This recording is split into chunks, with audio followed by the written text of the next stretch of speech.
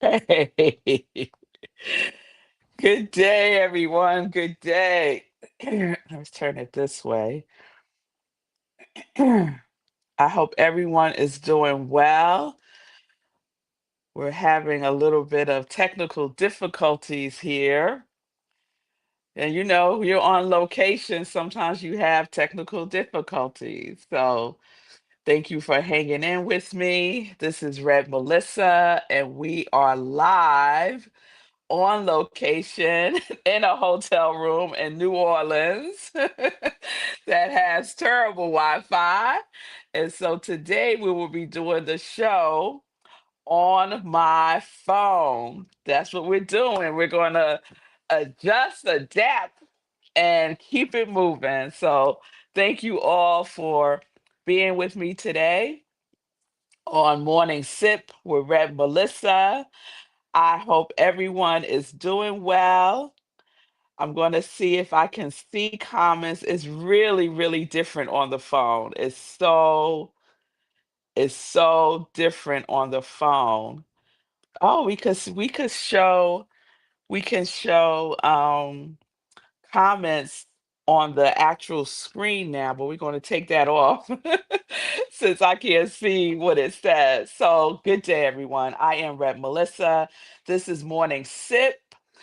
I am an interfaith minister and spiritual life coach, and SIP stands for Spirit in Practice, where we practice because practice makes progress. Yes, it does. Yes, it does.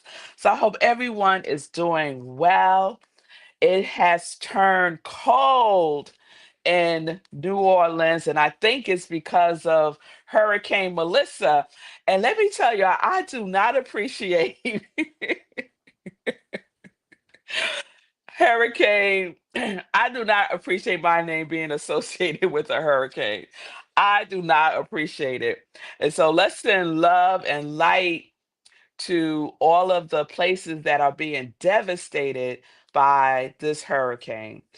Jamaica, the Bahamas, I hear is on its way to, I think, Canada, possibly. So, to everyone that has been impacted or may be impacted, may God's covering cover you, protect you, and just some peace around all of that. These hurricanes and these weather conditions are nothing to be played with. So please heed the call to evacuate if you're being told to do that.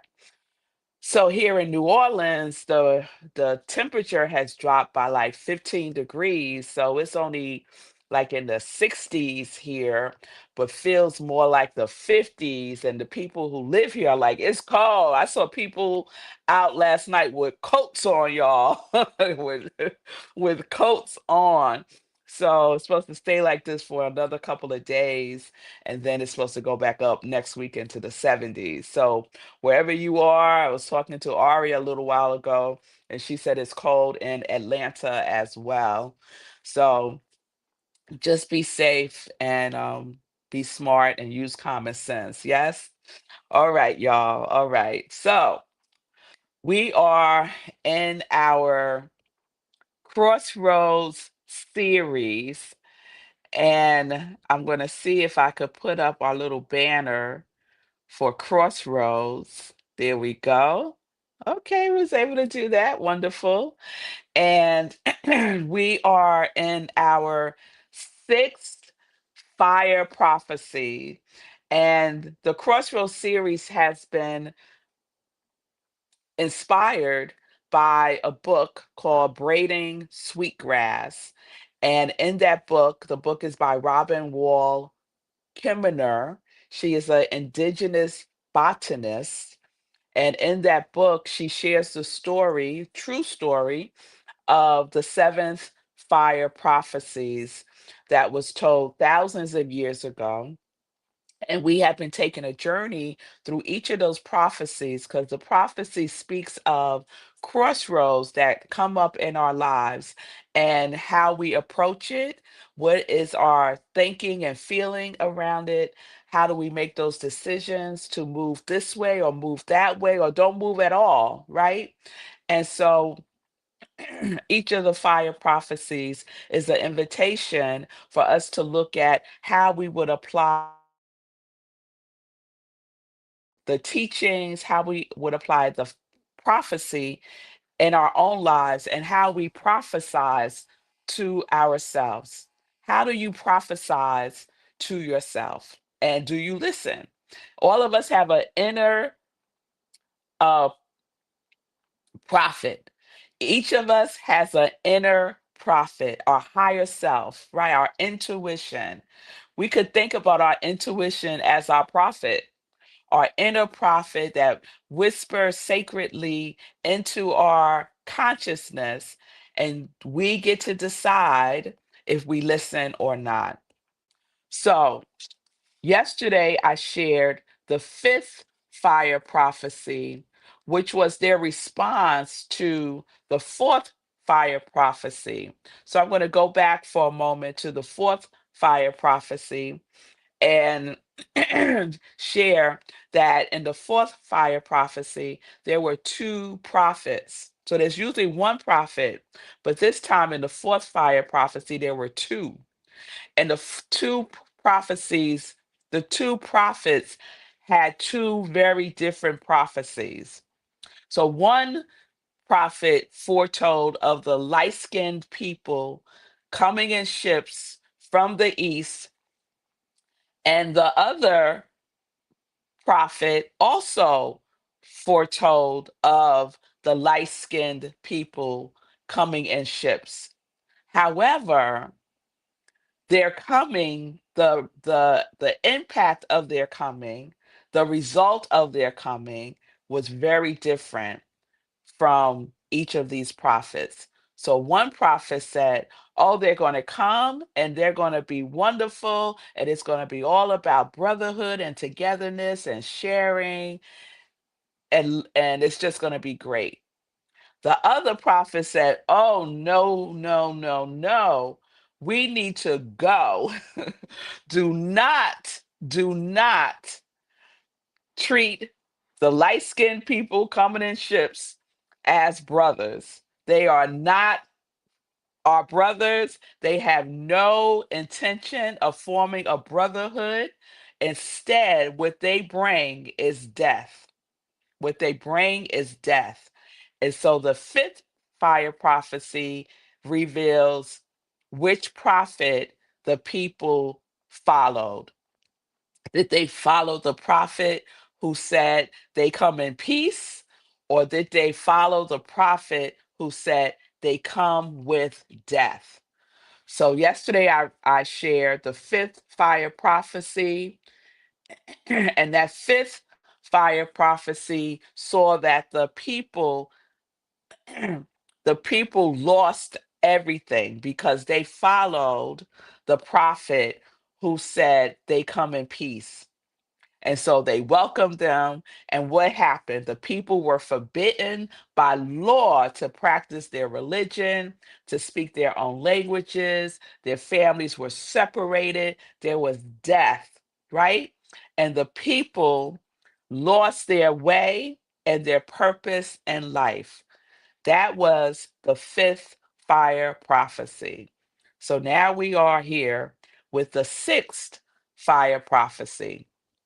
So the sixth fire prophecy, excuse me, I'm going to read this to you.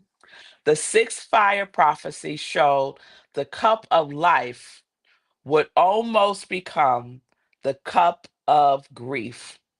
And yet, even after all of this, there is something that remains, a coal that has not been extinguished. Remembering the first fire prophecy from so long ago, the people were told that it is their spiritual lives that will keep them strong. So even after everything they have gone through, the first fire prophecy, and I'll remind us of what that was. The first fire prophecy is when people honored the land and were given powerful spiritual teachings, which they were to follow for the good of the people and the land, and the people understood oneness. So now they're in this place of turmoil, right?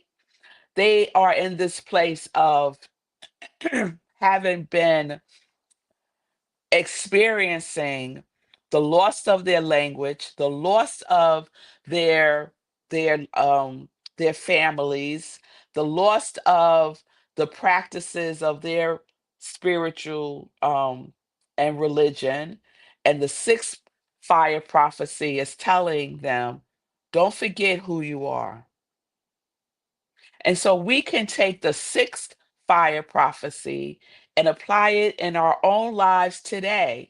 When we go through stuff, when we go through turmoil and upsets, when we feel like our lives have been devastated, when we have gone through something that has really wrecked us, right?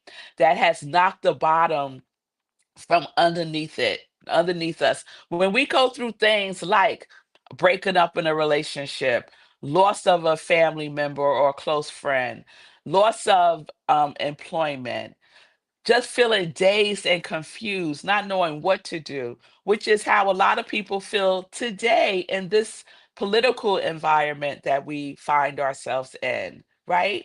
Feeling hopeless, right? And when we find ourselves in that place, we could prophesize over our lives and remind ourselves who we are. Who we are. We are individualized expressions of love, of life, of God itself. We can remind ourselves that the universe, the whole universe, has our back. We can remind ourselves that we are divinely protected beyond this physical realm. We can remind ourselves that this too shall pass. We can remind ourselves of our spiritual teachings, of that which grounds us and supports us. We can remind ourselves that all is not lost. There is still it was a coal that had not been extinguished in that prophecy, right? And so in our lives, that coal represents faith. Faith the size of a mustard seed. We only need a teeny tiny bit of faith to see that the door is not completely closed in your life, that there is another opening, another opportunity. to know who and whose you are. So the sixth fire prophecy is really, really important when you're at that crossroads in your life. Let's say you decide, I'm going to go down this path. And like the path that the indigenous people followed, that path of death, we all walk a path. And sometimes that path can be the path of death, meaning the path of an ending, the path of a completion, a path of a transition, because we are infinite eternal beings. So we are always transitioning. And at some point, we will transition from this physical plane to another plane. But in our day to day lives, we could be met with something that feels like death, that is devastating, that is the ending to something. And you may feel like, I'm just going to get into bed, throw the covers over my head, and I'm not going to do anything. But then we remember, right? We put ourselves in a position to remember by leaning on our spiritual practices. That's what the indigenous people did. They remembered the truth of who they are. They remembered their teachings, that all has not been lost, that which you are cannot be taken from you by anyone or anything or any circumstances. It is who you are. So this is what we get to choose for ourselves when we're at a crossroads in our lives. Are you at a crossroad in your life right now? This is an opportunity for you to remember the truth of who you are, to deepen your spirit meditation, of prayer, of journaling, of forest bathing, of being still, of practicing the presence that is within you. Whatever your spiritual practices may be, to deepen in it, not to move from it, but to draw it closer to you. All right. I love that sixth fire prophecy, right? The people remember that their spiritual lives will keep them strong. And so I am reminding all of us that our spiritual lives will keep us strong as well. Today, today. All right, y'all. All right. So let's get into some joy news. And I'm just going to share what's going on this weekend. I will be back home in time for Sunday service. And this Sunday, we are in person at Rockland Centers for Spiritual Living, where I am the spiritual leader. And the first Sunday of the month, we are in person at the Angel Nyack, which is an amazing events space that's being created in this beautiful landmark church in Nyack. And our services are at 10:30 a.m. Eastern Time. We will be starting our new theme for November, which is heartbeats. It is heartbeats. It's all about the givingness of our hearts. And when we give, we grow, we expand. And it's all about gratitude and it's about growth. So our heartbeats and the giving and the gratitude and in the giving. So join me on this Sunday. My topic is Give Big, Grow Bigger. Give big, grow bigger. So I'm excited every time we're in person with each other. So join us. You could go to Rockland Centers for Spiritual Living's website, which is rocklandcsl.org. And all of the information is there regarding the Angel Nyack. We also will live stream on Facebook, and we will also be on Zoom. So the Zoom link is available via our website. So I hope to see you all on Sunday. Y'all pray for me because it's going to be a quick turnaround time for me this Sunday coming back from New Orleans. But it's all going to be good. It's all going to be good. So that's all I'll share now for Joy News. Join me tomorrow for the seventh and final Fire Prophecy. So tomorrow we'll be wrapping up the Crossroads series with the seventh Fire Prophecy, which is the prophecy where we are right now today. All right? All right, y'all. So I will see you tomorrow. Thank y'all for hanging in there with me today. I so appreciate you all for that. Peace and blessings, peace and justice. We are living life in joy. Connect.